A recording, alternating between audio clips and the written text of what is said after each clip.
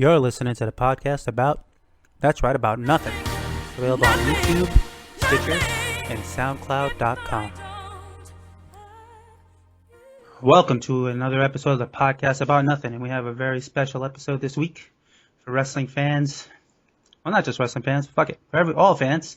So I am joined by wrestling icon Konnan, and you might know him from AAA, WWF, WCW, WWC, Lucha Underground, and now he's taken over the podcast world in English and in Spanish. On Podcast One with Keepin It 100, and then on iTunes with Podcast Boom, which is taken over Mexico, and formerly of MLW Radio, which is another hit podcast.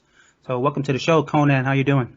Yo, what's up, Mark, man? It's a pleasure to be on your show. Thank you for inviting me. Thank you for accepting. Yeah. We were just talking off air. This is coming on the heat on the end of Raw, where we just saw Finn Balor defeat Roman Reigns clean in the middle of the ring. Konnan was listening to my play-by-play on it, and Reigns, missed on a spear, ate a shotgun drop kick, and then the spear, and then the double stomp off the top rope. And now Balor moves on to face Seth Rollins at SummerSlam for the newly created Universal Championship. You know, they're doing a great job with Balor. We all knew how talented he was. When I was working in Mexico, I saw him on TV when he was working for the promotion CMLL. You could tell he was talented then you could tell in New Japan. And what a way to make a statement. He's super talented. That match with Seth Rollins is going to be fucking crazy. That's going to be an incredible match. And basically, I thought this was the moment when they should turn Roman. I don't understand why they haven't turned him yet, why they keep biting the people again. They do smart shit like bring Finn Balor in and beat Reigns. You just made a superstar right now, and you can really make him in that Rollins match. I doubt he's going to win the title, but, if they have a match of the year candidate, that kid's, he's set. Yeah, I mean, I was watching it, for us, and they had Reigns at ringside to do this new thing now where they're interviewing guys right after matches. Right. And, we were both expecting Reigns to maybe run in the ring and spear him or lay him out, but he just did the, I hope Balor wins so I could face him again line and walked out, left him there. Maybe a missed opportunity. Maybe they didn't want to do too much on the first night back, but they also had the new women's champion, Sasha Banks. She beat Charlotte clean also with the bank statement, right in the middle of the ring. Bro, she's talented. She's a good-looking girl. She has tremendous swag. I saw her backstage once too, and she really has a presence about her. She can talk. She can just straight go. She's really got it all. She really does. I mean, I remember when I first saw her in NXT, and I really didn't think that much of her, but she really, especially ever since that match with Bayley, I guess in Brooklyn.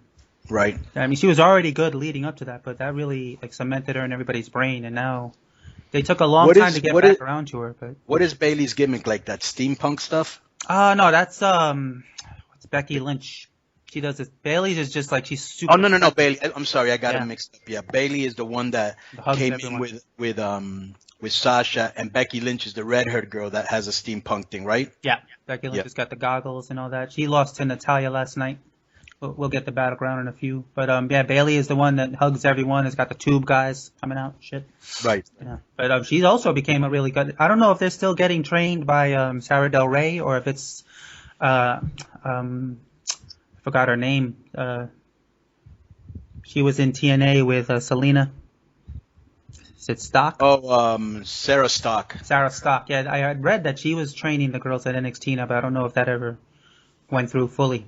So I think they brought Del Rey up to... Either one, bro. Sarah Del Rey's a beast. She knows what she's doing. And Sarah Stock is a great wrestler herself, and she knows what she's doing. So they're getting trained by two great female wrestlers, bro, that they know, they know their shit.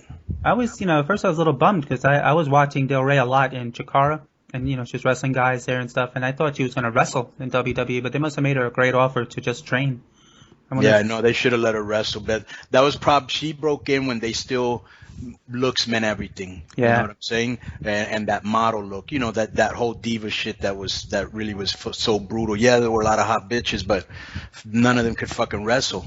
And it was just, and then I would remember when when they had like 10 girls and they would just stick them all out there, either in a match or 2 girls would be wrestling and 4 would be cheerleading on one side, 4 would be cheerleading on the other side. And it was, what a fucking waste. And now, like, all the chicks that are coming through there, they can just fucking straight go. And that's that. We're still waiting for the Japanese chick. What's her name? Asuka? Asuka, yeah. She's fucking awesome. Oh, yeah. I saw her wrestle Del Rey in a Chikara match, of all places. And Kana, I think she was, or... Yeah.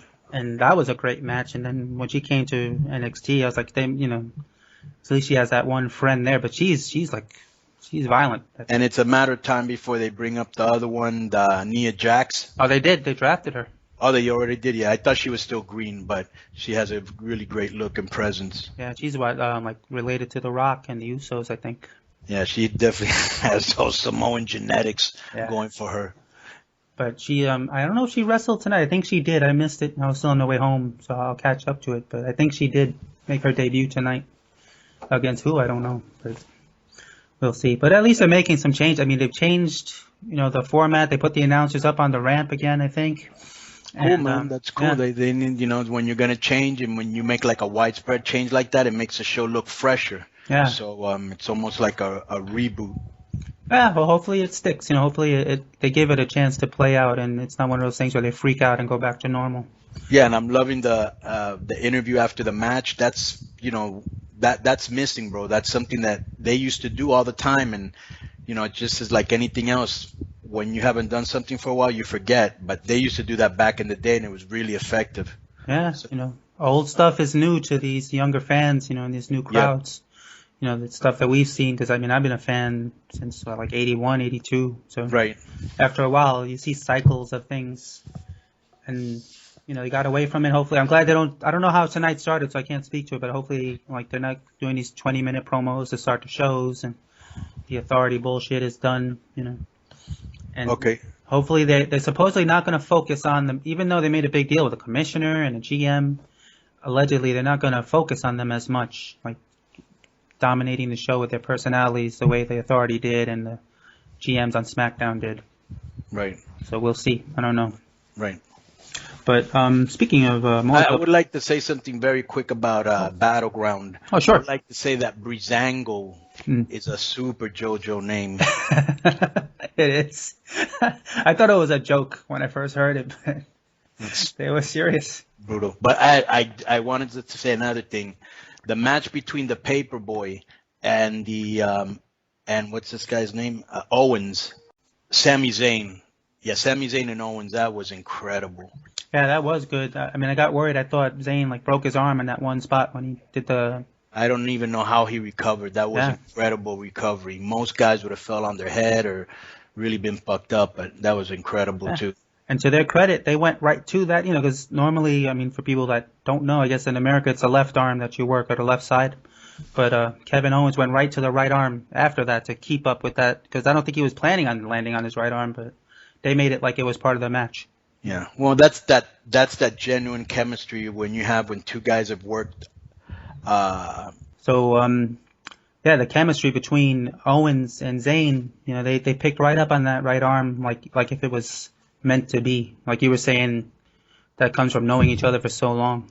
Right. When I was booking in AAA in Mexico, I used to love to put what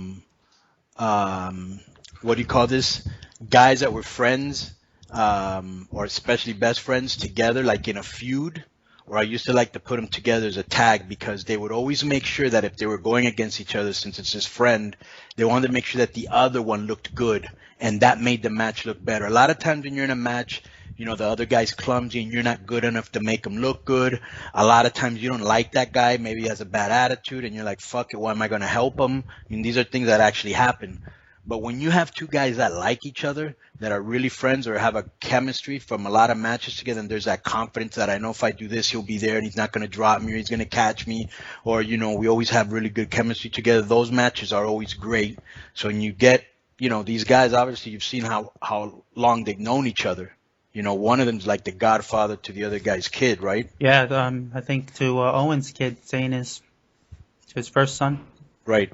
And so, you know, so that means that they have a bond outside of wrestling. They've eaten together, they've laughed together, you know, so it's really cool, man. It makes for just like the Shield, you know, they were probably all driving down the road together when they were the Shield, you know, saying, you know, that one day we're going to break up. We can tell it's happening, or they've already told us. Can you imagine the great matches we're going to have with each other? And they always do have great matches together. Yeah, and I guess that's when all the great ideas come, is when you're spending so much time in a car or, you know, on a plane with guys. Right. That's the best thing to do, man. You get in the car with a veteran, and you know, you're on the road for 3 hours, you know, and then you can soak up a lot of knowledge, bro. A lot of knowledge, you know, at 3, 5, 10, whatever. I mean, I've been in fucking super long, you know, car rides, but if you got some veterans that are really cool and they'll tell you good, you know, road stories, they'll tell you about the business, they'll tell you about psychology. That's where you really learn, and then you put it to practice in the ring, because they're saving you all that time that you have to learn on yourself. They're just dropping knowledge and telling you, look, do this way, you'll get a better reaction if you do this. So yeah, man, that's the best thing, to always get under what we call in the wrestling business the learning tree. You know, if you're near a Paul Heyman, or if you're near a Ric Flair, if you're near a Jake the Snake, Scott Hall, you know, Kevin Nash, people of this ilk, Kevin Sullivan, you know, if you're a wrestler, man, go out there, man, and fucking ask them and learn from them. Also, I noticed it's like when you're with your brother or with your best friend, you also like lay it into each other more. It's like, you know, you beat the shit out of each other. It seems because you don't got to worry about the other guy going, oh, is this guy trying to get rough with me? Is this guy trying to potato me, or what's his fucking deal? You know that you're friends and there's no problem, because that happens too. So who were, before we go back to BattleGround, who were some of the guys you learned from early on? I would have to say Eddie Guerrero, this guy in Mexico called Negro Casas, Scott Hall, Kevin Nash, X-Pac, Kevin Sullivan, you know, Paulie, definitely. Those are some of the guys that, you know, I really learned a lot from.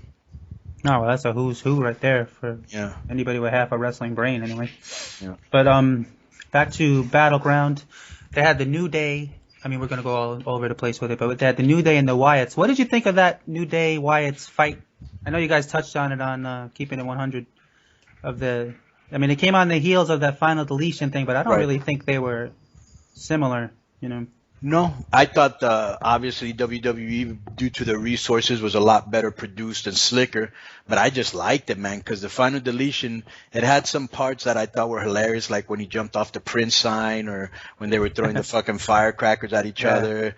You know, I can imagine them actually doing that in the backyard without the cameras being on. You know, that's some fucking North Carolina hillbilly shit, or fucking country shit, or whatever you want to call it.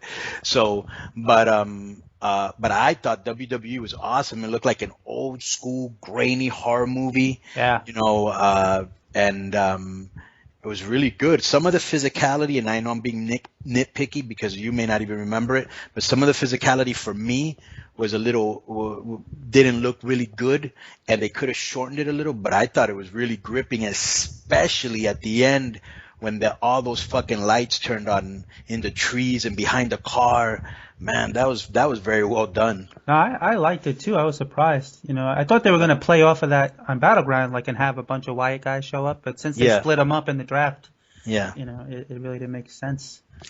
But so you know, I thought that was very well done. Oh no, I agree. I mean, I'm glad somebody agreed. Everybody else was like, oh, they ripped off final. I'm like, no, it was just bad timing. You know, I mean, I'm sure they didn't. I don't know how long it takes to shoot one of those things, but they announced that compound thing like the week or two before. And even if they did, let's just be devil's advocate. They did a better job. Boom. Yeah, I think so. You know, it didn't get all the hype from, I don't know. Because they always do, you know, as bad as WWE can be, they always do cool shit too. TNA never does anything cool. So obviously they did a great job of promoting this, because they really did put it out there, and they did a good job of, you know, they had this one video clip that made me laugh. You might have seen it, where they were like, look at some of the reactions to the people, and they had like Ryan Satin popping, you know, the guy that writes for the he's a friend of the show, by the way. He used to be in TMZ, and I had something like the Pro Wrestling Sheet or something like that. Oh, okay. Well, anyways, so they had him like watching it and going, "Oh my God!" And then they showed like all these fans, like overreacting. And then, Overreacting is right. Holy yeah, shit. and then they had like two guys that actually worked for WCW. Like, what were they supposed to do? Bury it? Yeah. It was like, I think one of them was like Spike, and the other one was like Yeah. Grotto, or whatever. Yeah, it was Grotto and what the hell is it? She's Spike? great. A Yes. little tiny dude. Yeah, Spidey webs or whatever. Yeah. And so, and it was, anyways, so they did a good job of like, wow, I wonder what's going on over there, and so they got a good buzz. It was like, what the fuck is it? What is this? And they actually did something, and it got a lot of news. But, bro, did you see the show after that? And the show after that, it's Nah, it's like, I mean, I tried to watch, but yeah, I've been a few to the live ones when I used to live in New York, and they did the whole thing in the Hammerstein or the Grand Ballroom, and yeah. those shows were good. But, They looked really good on TV, yeah. yeah, but then they had all the money problems, I guess, that they're still having. Yeah. And it just dropped. It's a shame because Bobby Lashley, is starting to look really good, and talk well and everything. Yep. Bobby Lashley, and now that they brought Moose in, that could be very interesting. Yeah, I like Moose. I mean, I don't know what the hell happened in ROH, but Well, they offered him more money. Oh, is that really? See, I didn't think they were in a position to offer anybody anything, so I was surprised. Yep. I think it was Dave Meltzer. You gotta remember what did Dave Meltzer say? Well, he's like, because people are like, how are they offering this money if they're going out of business? And he said, you got to act like you're in business until you're not in business. That's a good line. Yeah, as far as paying people and promoting and booking shows. And you got to remember, they also, because what a lot of people don't know is that promotions, they don't make most of their money off of pay-per-views or licensing or house shows or none of that. It's off of TV rights. And Dixie she's getting paid TV rights like from India and somewhere in Europe, and that's what's really keeping her afloat, okay? But I think she's, as part of her deal with India, she has to like do a tour there, and she's canceled 2 of them already. I don't know why.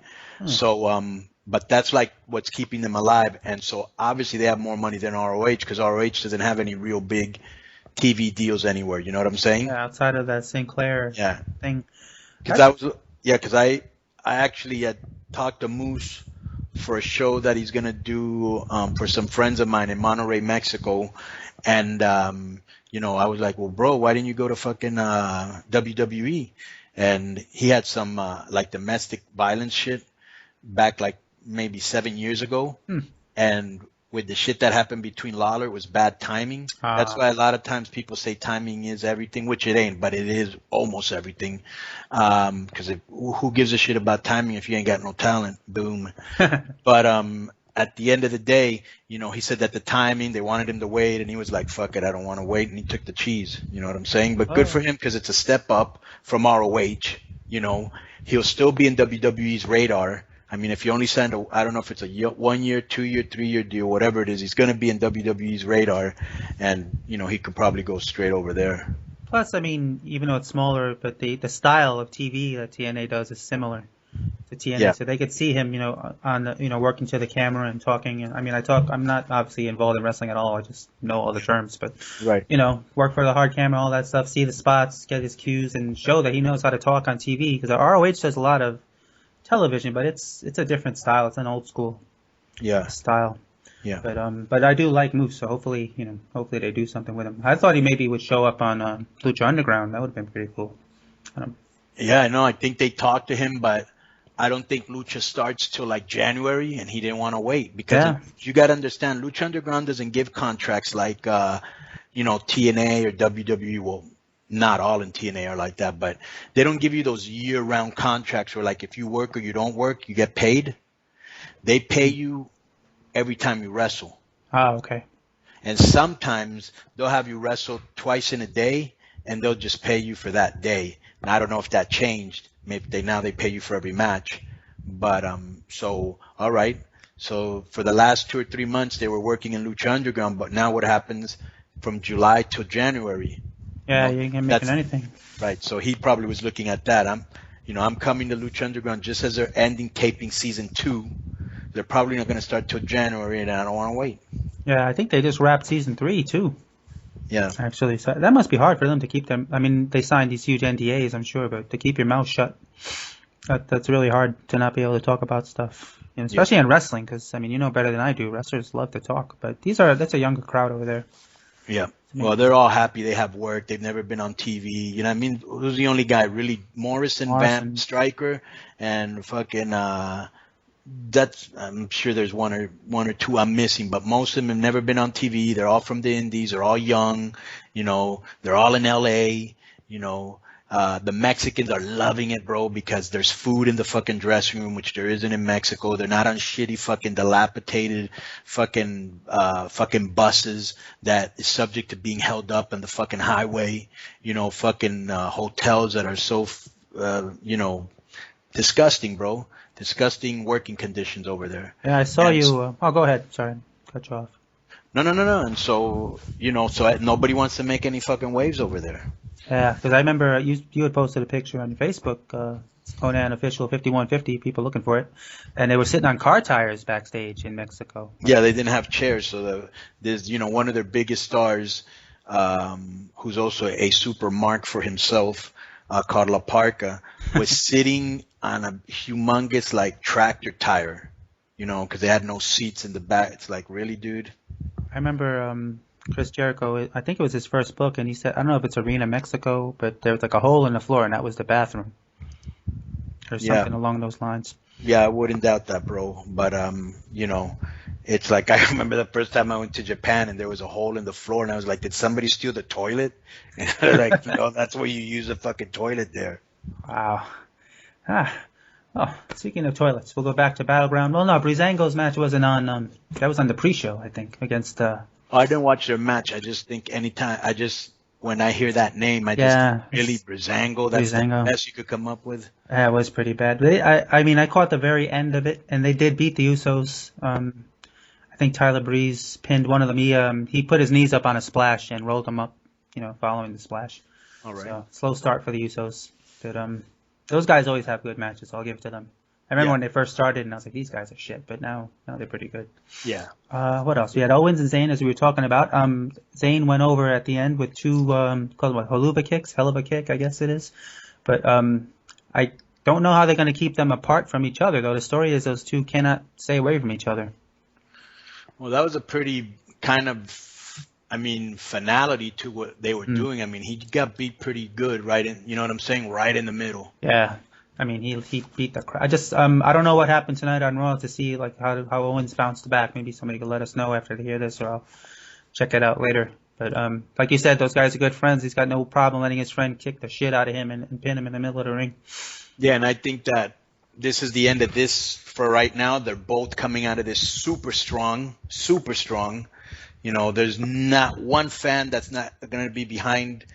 One less fan that's going to be behind either Zayn or Owens, and they might have won new fans, and everybody has to respect them. So, bro, their performance was that good that it actually elevated both of them and hurt none of them. And they'll keep them separate for a while, and they'll fucking clash again.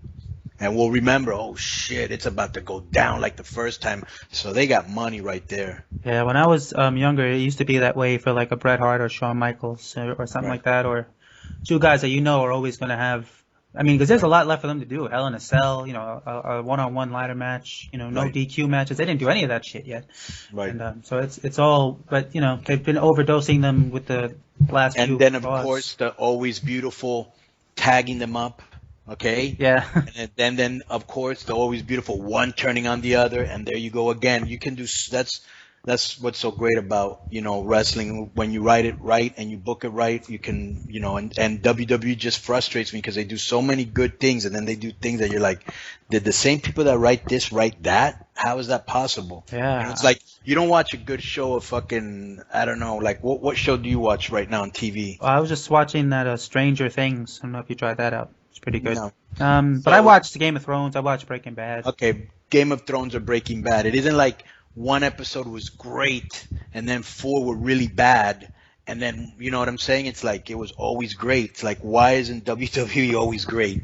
I don't know. It's like that one guy with the good ideas gets them through sometimes, and other times they don't make it through. Tremendous. NXT has got the one guy writing it, and that's why it stays pretty consistent. And then like Lucha Underground obviously has like, they treat it like a television show, not a wrestling show. Right. And they have, a format and a program, and they know where they're going from season 1, episode 1 to the end of that season. WWE, it's like they blow that shit up on a Sunday night, as I've heard many times. You talk about an MLW with Court Bauer, like, Sunday night would come and Vince would be like, this sucks, and you're rewriting it 5 minutes before the show goes on or something. So it must be hard. I don't know how those guys do it. But what else? We had the ladies tag match. And they brought out Bayley, I think, but she's not permanently on any show. I think she's going back to NXT. They made it sound like she was on loan or something. Yeah, I don't understand what the fuck that even meant. So, the chick got a humongous pop, bigger than I expected. But at the same time, I was like, she is very, very popular in NXT, and NXT is very popular right now. So, I don't understand. She's gonna end up being in the main roster. I mean, they heard the pop. And she could fucking go too. I think they want to save her for NXT in Brooklyn. I think she has her rematch with Asuka there. So maybe after she doesn't win that, maybe she'll. I hope they're not limiting the appearances now to just the draft, and not the night after WrestleMania. That's when they usually bring up new people. But I don't think they're going to hold her that long. That'd be a mistake. Yeah. But, I mean, they brought up Alexa Bliss. They brought up Nia Jax, Carmella. I think the one that was with Enzo and Kaz, but not on Raw. She's on SmackDown. Right. So they're splitting up the women, even though the women's title is only on Raw. You would think they'd keep all the girls there. And then they announced the cruiserweights for Raw. I don't know if they had any matches tonight or they're waiting till the tournament's over. But this is weird because they kept Kalisto off. But Kalisto is, I guess, more like a Rey Mysterio type. Doesn't have to just wrestle small guys. Hopefully that's what they do with him. The underdog. Because he's really, really good. He's really good, but he still needs to work with like bigger guys, and he needs to slow down his tempo to work with those guys. He works way too quick, and I've even heard some of the guys there say it. So that's the thing, because he works that what they taught him, that fast junior heavyweight style. Yeah. And now he's going up. He's going up, like to another level, and everything there's a little bit slower, I think that's the main thing you see when you see guys that come off of like the indies or international wrestlers. They wrestle that Japanese or strong style or, over in Mexico or even just the indies here, like any PWG show you go to. Those guys wrestle 100 miles an hour every single match. You can't catch your breath. I mean, I'll enjoy it, but you cannot catch your breath watching that show. Yeah. And to go from that to, wrestling Ryback, it's got to be hard, Right. Right. Or if you want to wrestle Hunter, he ain't gonna work at that speed. Yeah. If you want to work Taker, they're not, even though they're on their way out. But if you want to wrestle Randy Orton, he's not gonna wrestle that speed. You know what I'm saying? No, I understand. Yeah. Yeah. I mean, and it's really for your own good. So I mean, that way you sell. That way people get into it more, and it's kind of what you call the main event style. Yeah, I always hear that term, and I was never really. Because they always said that Stone Cold wrestled main event style, like on Raw. And I thought that meant that he dragged you out into the crowd and, took you all over the place. I didn't know what they meant as far as pacing and the selling. Because when I was a little kid, that's all I would see. So I grew up on that style, watching Hulk Hogan, he'd have 3 matches in a row, 3 months in a row against the same guy. The first match he would, win, and then the guy would jump him or something, or he would lose he'd win by DQ. Second match, same thing, like a count out. And the third match would always be the finish, when he'd hit him with the leg drop and pin him. Right. But people never got tired of that shit. He'd get beat up all match long, Hulk up, leg drop the guy. Everybody went home happy. But right. Now it's like, I don't know what ends a match anymore.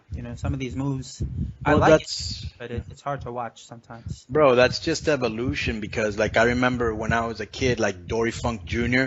would beat you with a vertical suplex. It's really, dude? Yeah. Or they used to have I'm sure you saw this. Remember they used to have a finishing hold called the Claw? Oh, yeah, the Von Erichs. Yeah, and Baron Von Raschke, too. Mm-hmm. I mean, it's really, dude?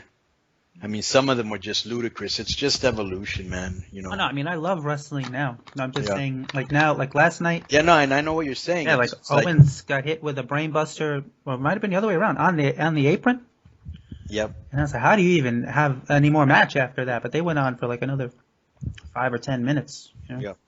And the guys coming out after you, But the fan, you know what it is? I think I just overthink it. The crowd, they don't give a shit. That they don't think, wow, that guy should have been beat there. How are they going to follow that? Nobody in the audience is thinking that. Yeah. Well, but because you're a very hardcore fan, you know, so that's the way you think. And there was a time when I was a wrestler and I was like in the bubble and I thought a certain way. But now that I'm outside of the business, after being in the business, I can really see things both ways. Yeah, because I hear people make the comparison all the time. It's like, I don't watch Game of Thrones and say, hey, that dragon looks fake or something like that. Watch it and enjoy it and shut up. Basically, is what the fans got to do now. They overanalyze things. Right. And that's what we say. And it just makes you not enjoy stuff. So that's why I like Lucha Underground so much, because you just watch it. It's an hour. I think that's what, like, Vince McMahon always tries to market WWE as an action adventure show. Like when I was a kid and looked up in TV Guide, that's what he called Raw, action adventure series. Right. And with the backstage vignettes and all that stuff, but Lucha Underground does them and makes them look cool.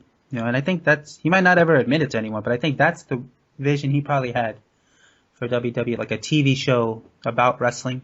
Well, the thing is that movie people are producing Lucha Underground. So, like the guy that Skip Chasen, who does all that beautiful editing and producing, like he worked on Gravity, bro. Oh, okay. He works with Robert Rodriguez. Like that's one of his right-hand men. So you're getting top of the line Hollywood, production, producing this show, and then you add to it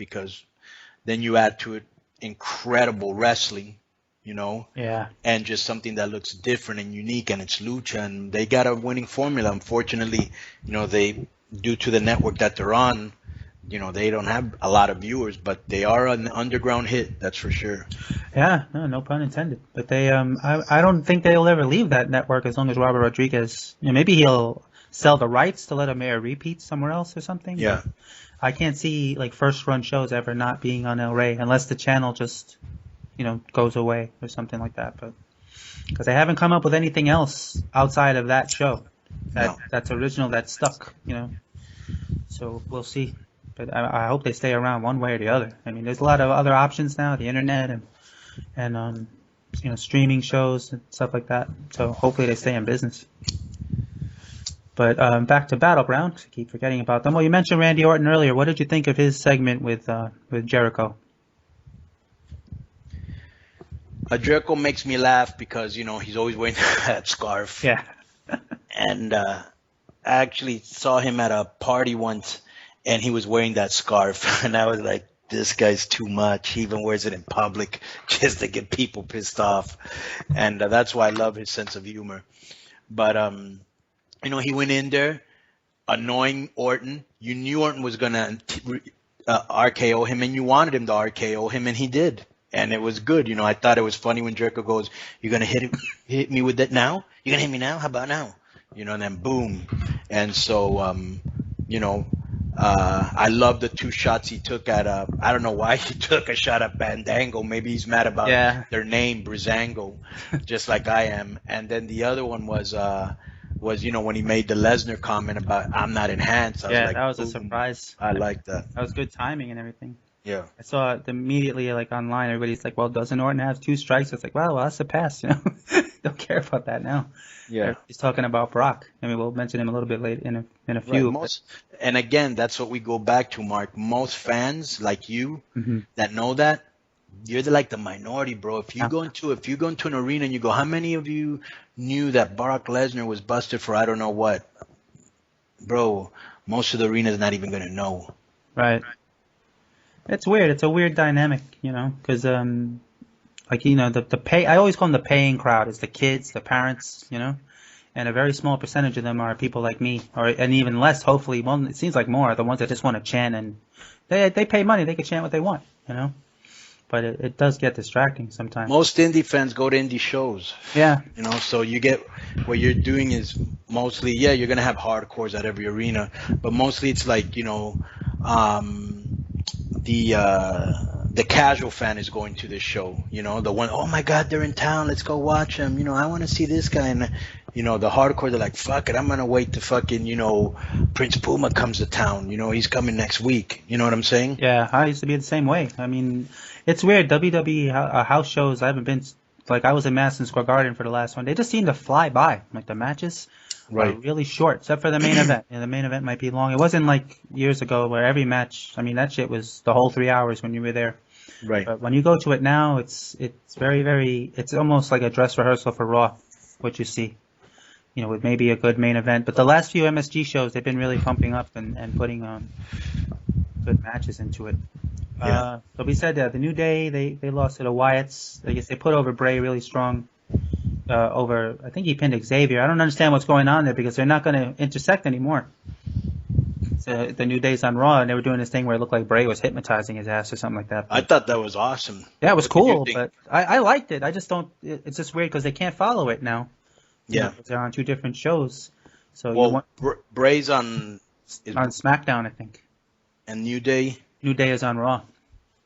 Yeah. So, I mean, like you said, that they left that. I don't understand why that was done like that if they're on different. I didn't know they were on different brands, but I did like the spot where fucking, he was going to like put him in a trance and then he fucking did like the fucking.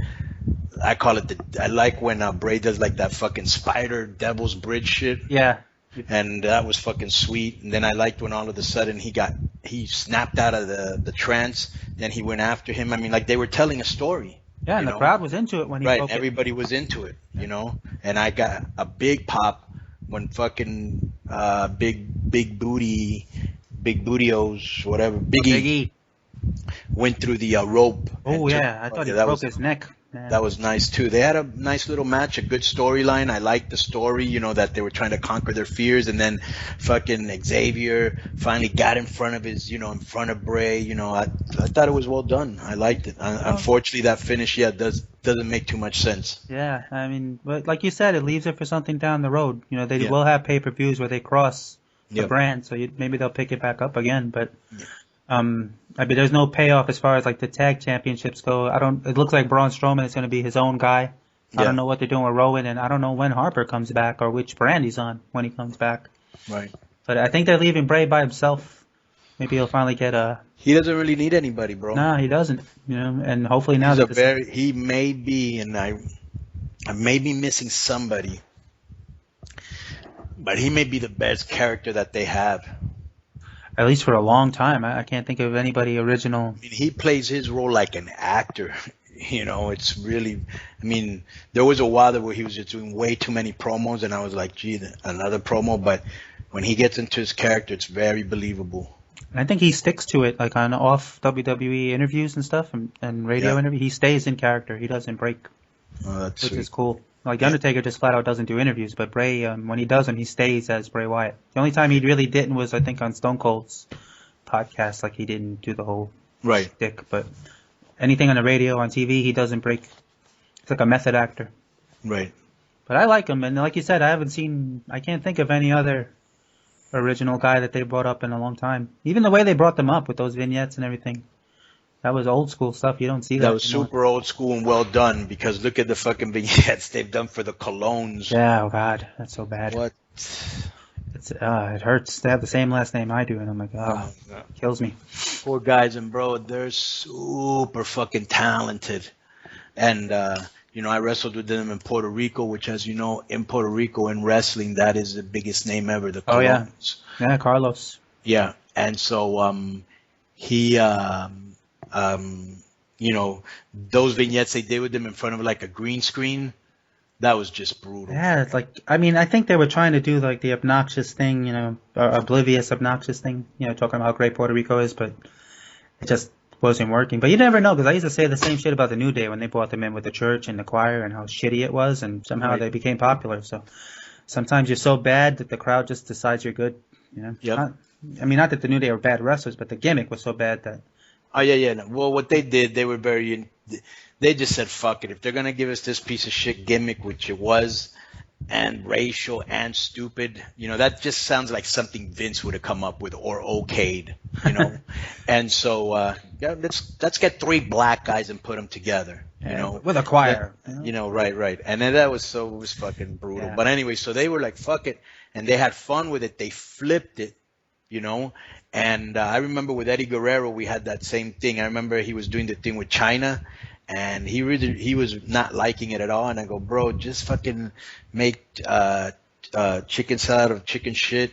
You become valuable because they're like, okay, when we want comedy, Eddie. When we want a good match, Eddie. When we want, when your name keeps coming up all the time, and I knew this from working in creative, there's certain guys that you knew you could do anything with them and count on them for anything. And there were other guys you were like, he ain't going to want to do it, or it's going to be a pain in the ass. And so you want to be that guy that every wrestler wants to work with and that the office knows they can do anything with you. And he was like, yeah, man, you're right. And that was Eddie, man. That was really Eddie. He really could work with anybody and he could do any character. Yeah, he really surprised me because I just knew him just for the straight up wrestling and the heel work that he did when he turned in WCW and he wrestled Ray. He had a great Halloween Havoc match, but I didn't know he could be a funny dude too. On top of that, yeah. Mm-hmm. But like you said, he could do everything. That extended. Well, I mean, he had a great career anyway, but the whole lie, cheat, and steal thing and the videos he did with Chavo, when he was robbing people and stuff like that. Right. More guys have to look back at stuff like that and learn from it. Who? I mean, he's nowhere, not even in the same fucking sport or ballpark as Eddie, but I think that's what keeps the Miz going. Is that guy says yes to anything, and he goes to every interview, he does every promo, he makes every movie, and he's not a terrible wrestler. It's not that. I just think it's his character is just. You don't believe that guy can beat anyone. I think it's just, but that's a good heel when you don't think he should win and he does, I guess. But I think that's what gives him longevity is he's just, he doesn't turn down anything. He's talented, but he's not talented enough to be the top guy. Yeah. Or even one of the top guys. And there's a lot of talent there right now, but he does have a role and, he's getting paid and he does well at his role, because they pushed him to the top, as you know. Yeah. Quick. Yeah. And he's just not a top guy. I don't know if it's just the idea of, because I don't know. I only hear and read things. So when I talk about stuff, I don't know what the hell I'm talking about. But they always say Vince McMahon doesn't like the chicken shit heel. He doesn't like a cowardly heel. And I thought that's the best role for the Miz. Big talker, run away when the time comes. Get beat to death like the Honky Tonk Man used to when I was a kid, and everybody wanted to see him lose.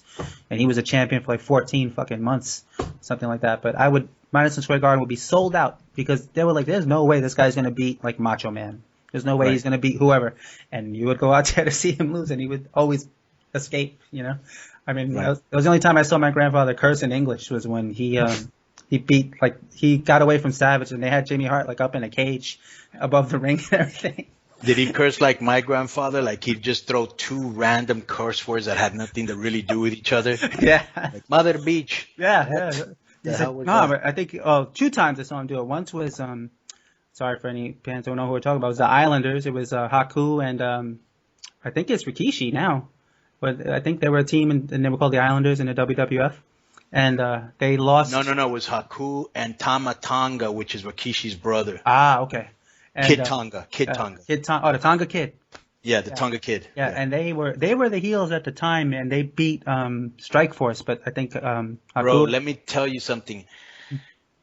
I went to very few wrestling matches, and I once went in San Diego to see the Islanders versus the Strike Force, and it was fucking incredible. Oh yeah, great Those matches. guys were great. Yeah. Yeah, Rick Martel was. That was Strike Force. Yep. And Tito. And, right. And then it was, like you said, Haku and the Tonka Kid. And they had Fuji in their corner. And Strike Force didn't have anybody. And then, Fuji did the salt thing, in Tito's face. Where Tito would do that thing where he would throw his head back when he got hit with something and got pinned. And my grandfather said, it was see? They fucking lose because they don't have a fucking manager. And he just marched out of the room. I was like, Grandpa speaks English? What the fuck? What happened? And the other time was that when Macho, even with Jimmy Hart, and he's like, bitch fucker. I was like, what the fuck? Right. Again, what's going on?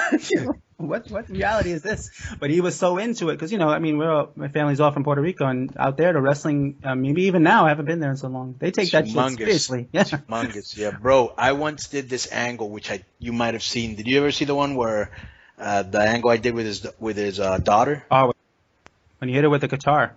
Right. Yeah. So basically, it was a long angle that we did, and it ended up it ended up with with Carlos Colon, who's the biggest legend in the fucking in wrestling history in Puerto Rico, and everybody on the island knows who he is. Yeah. I mean, literally everybody. And so we did this angle where his daughter, I asked her to marry me, and then I brought a mariachi band into the ring, and they were playing this romantic song, and I grabbed the guitar and I said I wanted to play a song, and I broke the guitar over her head, and they hadn't even gimmicked it, or they hadn't fixed it. So when I hit her with it, it wouldn't hurt. And so I actually hit her with it really hard. Damn. And I knocked her out, and she was bleeding. And I was like, oh, my God. Fuck, her dad's going to kill me.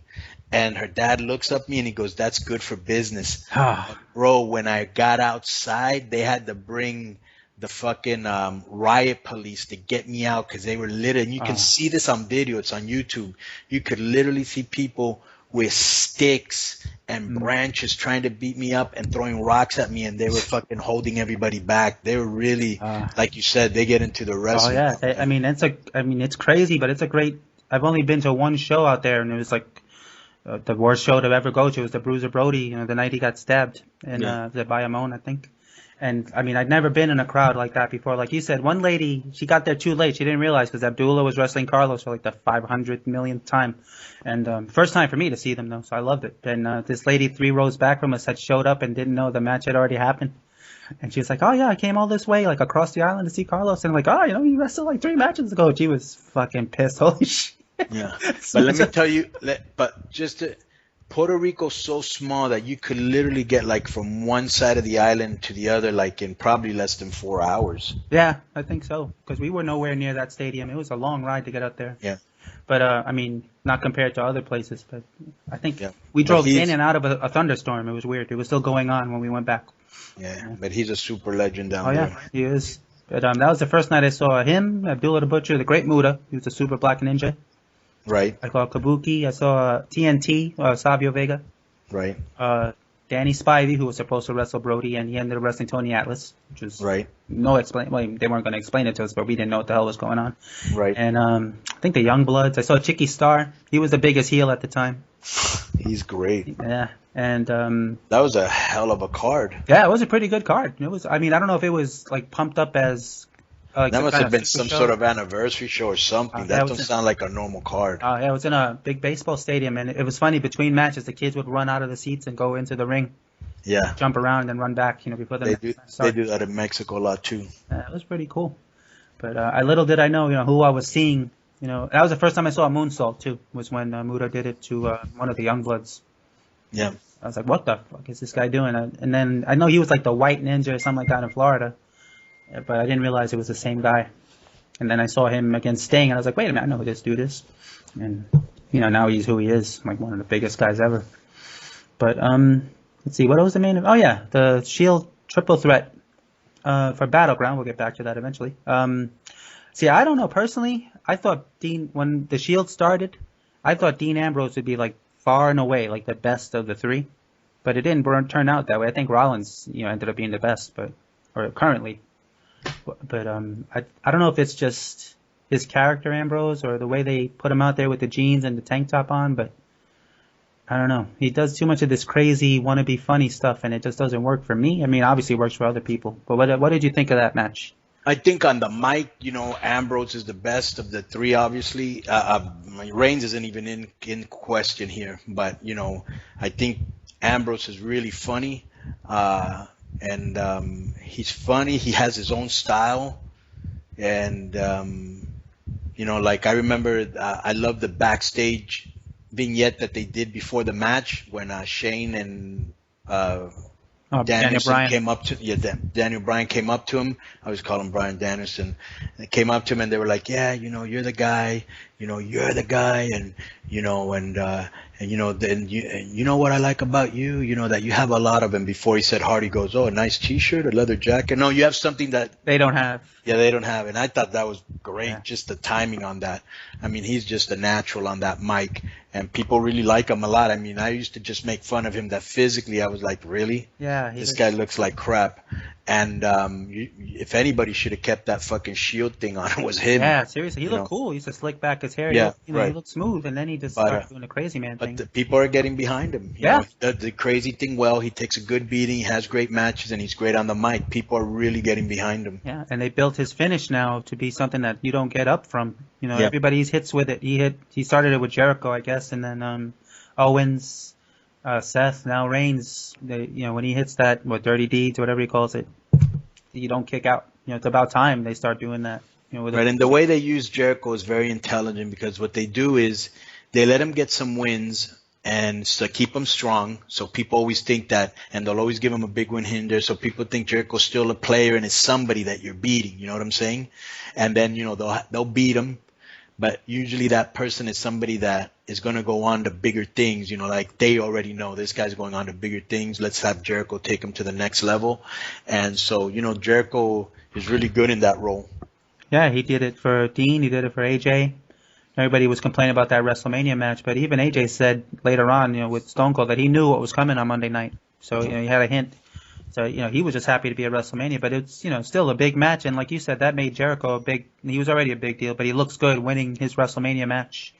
And then he has that power going into his next. I think now he's just going to keep Randy Orton warm until SummerSlam, because, Brock is not going to be around that much. I think he might be there next week. I don't know if they promoted it yet or not, but he might make an appearance. But what's Orton going to do until then? He's not like master of the promo or anything. Although he seemed a little weird. I guess he was just happy to be back out there, but he was couldn't keep himself still, and he was just joking around more so than normal. Yeah, he was pumped, man. He's been sitting home 9 months, or I think that's what he said, 9 months. Yeah, 9 months. Watching TV week after week and thinking, fuck, what are they going to do when I get back? I can't wait till I get back out there. You want to feel the like he said, he goes, I was missing something. It was you guys. And what he means is that adrenaline that fans give you when you go out there, you just, and so he missed that. And so he was probably, I mean, it's never good to get hurt, but I mean, the time away is good, just so fans could miss you. If you never leave, they don't miss you. Yeah. And, everything you do seems fresh again. I'm sure he's got some different stuff he's going to try out that he probably thought about all this time. But so that was, I guess, the semi-main event was that promo or that highlight reel. He dropped Jericho after, like you said, Jericho kept faking him out. That was pretty funny.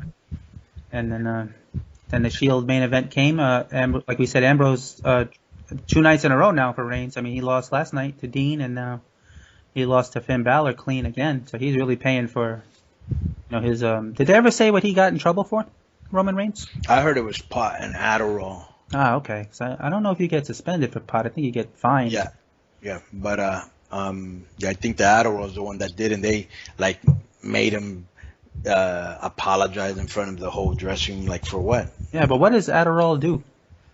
I don't know. I've never really. It's supposed to. It must give you a good buzz, because Adderall is basically just for focusing.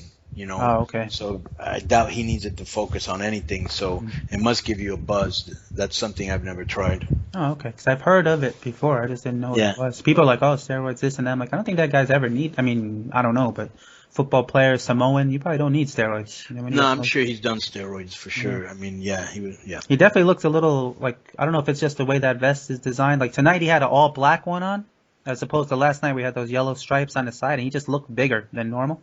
Yeah. But tonight he had an all black setup, and he didn't look as big as he looked last night. So I don't know if it was just stripes make you look fat or something. He looked like a big bumblebee running around, but he looked better today against Finn. But so he's out. I don't know if he's out of the title picture, but they're moving away from him. I mean, they can make him a super heel if he goes against, what's this guy's name? Seth Rollins. Mm-hmm. And he goes out there and he fucks Finn Balor for beating him. And then he just destroys fucking Seth, and has the belt over his head or some shit. Yeah, I mean, he's just going to finally snap, and then he could blame the fans like The Rock did. Not that he has the charisma of The Rock, but, The Rock was like, you guys are screaming, die, Rocky, die at me, so yeah, the hell do I care about you guys? Reigns can do the same thing. Yeah. And he's good as a cocky, smug, jock type of heel. Well, he won't feel as much pressure, because there's a lot of pressure right now, and, it's like there's pressure to be the number one guy and to hit these promos and, that pop a rating and all this. And it can get to you, man. And sometimes you're not ready. And maybe he just wasn't ready or I don't know. Because he's got a great look. He's not terrible on the mic. He's, let me see. He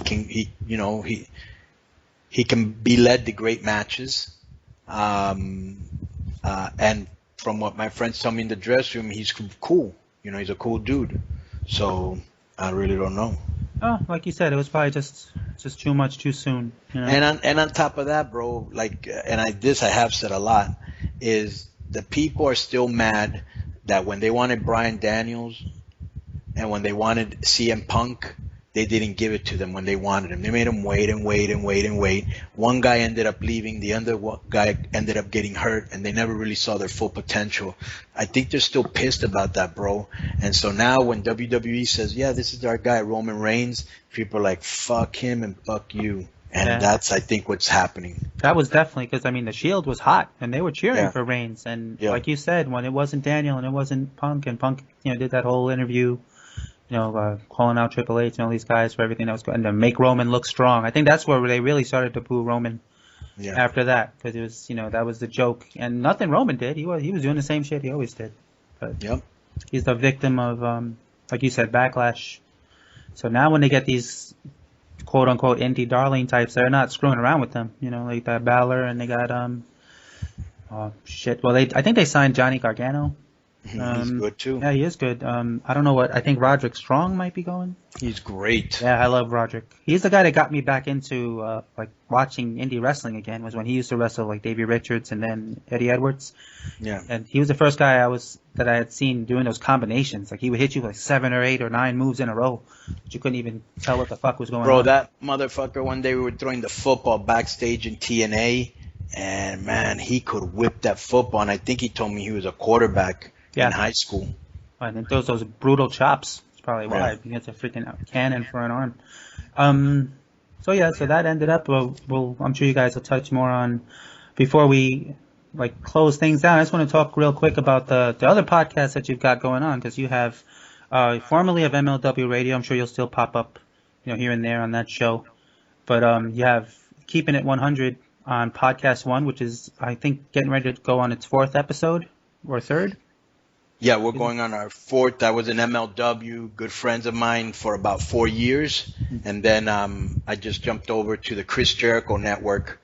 No wonder he was talking good about Jericho.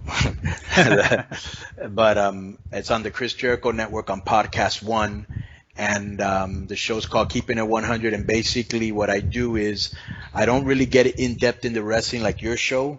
I just kind of what the most important parts of wrestling. We kind of go over them, and then depending on what show it is, we'll talk about politics, sports, movies, miniseries, and then we always have an invited guest that comes on, and it's a really different show than all the other wrestling podcasts out there. It's called Keepin It 100. For those of you that speak Spanish, I have one in Spanish called Podcast Boom on iTunes and YouTube channel Podcast Boom. And you can catch me on my Twitter and Facebook. It's the same name, Konnan 5150, Konnan 5150. And thank you for having me on. Next time I come on, let's chop it up on some UFC and also even some comic books. And thank you for having me on, Mark. No, thank you. This was a long time coming. I was an MLW fan for a long time. So I spent this whole time trying not to make an ass out of myself and be a Mark. It's bad enough my name is Mark, but No, bro, that has a negative connotation, but I'm a Mark for a lot of shit, Yeah. So, that's cool. It just depends on what context you use it in. But, I mark out for people all the time that, I like what they do or whatever, so I don't take it in the wrong vein, you know what I'm saying? But like I said, you're always welcome back. We'll do some, I know you're a big comic book fan like I am. Movie. So maybe we'll do maybe after Nate Diaz and Conor McGregor. I think Nate's taking that one easy, but we'll see. You never know. Yeah, me too. But that's what's going to be great to watch and see what happens. He was carrying a lot of weight last time. He was super cocky because, he beat Jose Aldo with one punch. People were dropping out. He was believing his own hype. He was believing his own shit, Yeah. And he thought, fuck it, I'll just go up in weight, man. If I lose to Diaz, well, I went up in weight, and if I beat him, can you imagine that? No, but, so I give him credit for taking all those chances. And, he was dominating Diaz at the beginning, but Diaz is going to have a full camp, and I think Diaz beats him again. Yeah, I was going to say, you can't beat Nate on 10 days. I mean, all Connor did, it's not all he did, but he just didn't cut weight. He was ready to fight RDA, and, whatever happened, but I think he broke his foot. But, we'll touch on it. But thanks again. Like I said, you could catch Konnan. He's at Konnan5150 on Twitter. He's same thing on Facebook, Podcast Boom, for any Spanish-speaking fans. And Keepin It 100 on Podcast One drops this Thursday. So thanks again, Konnan, and we'll catch everybody next time on the podcast about nothing.